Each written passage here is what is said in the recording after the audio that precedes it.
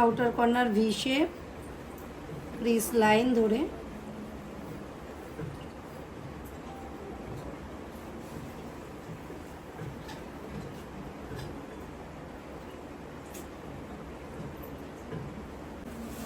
এটা দিয়ে outer corner করেছি।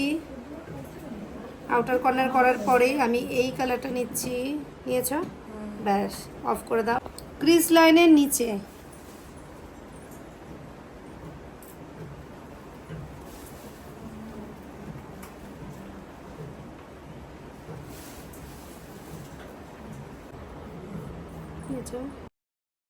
আই শ্যাডোটা একদম নিউডের মধ্যে হচ্ছে, কারণ আজকে আমি মেকআপটাকে দেখাতে চাইছি।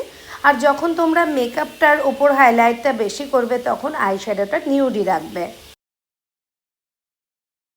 আউটার কর্নার ফার্স্ট নিয়েছিলাম, সেটার সাথে এই হোয়াইট, এই পিচ দুটো মিক্সড করলাম। ক্রিস লাইনের ওপরে ক্লক, অ্যান্টি ক্লক ব্লেন্ডিংয়ের জন্য। হ্যাঁ, এটা আমরা কি করছি, ইনার কর্নারটাকে চোখের আমরা একটা কনসিলার নিয়েছি। কনসিলারটা আমরা একটা ক্রায়োলনের নিয়েছি। ক্রায়োলনের হোয়াইট কালারের কনসিলার দিয়ে ব্লেন্ডিং ব্রাশ দিয়ে ইনার কর্নারটাকে আর একটু হোয়াইটিশ করে প্রমিনেন্ট করে দিলাম এবং এখান থেকে সোপারেলের একটা পিগমেন্ট নিয়ে লাগিয়ে ফেললাম।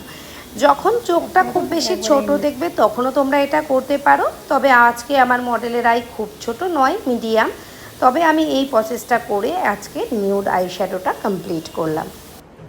চোখের ওপরে আমি লাইনার ইউজ করিনি, চোখের ওপর আমি কাজল ইউজ করেছি। কাজল দিয়ে স্মাচ করে দিচ্ছি, এতে আইটা বেশ সুন্দর দেখায়। খুব একটা বেশি আইশ্যাডোটা কিন্তু শক্ত নয়, আইশ্যাডোটা ভীষণই সহজ। এবং তোমরা দেখো আইশ্যাডোটা আমার মনে হয় তোমাদের খুব ভালো লাগবে এবং তোমরা বাড়িতেও এটা প্র্যাকটিস করতে পারবে। আজ আমাদের মডেলের ফুল লুক কমপ্লিট। এই মডেলের যদি ফুল লুক দেখতে হয় তাহলে তোমরা কিন্তু আমাদের এই চ্যানেলে ফুল লুকসটা পেয়ে যাবে। Thank you so much.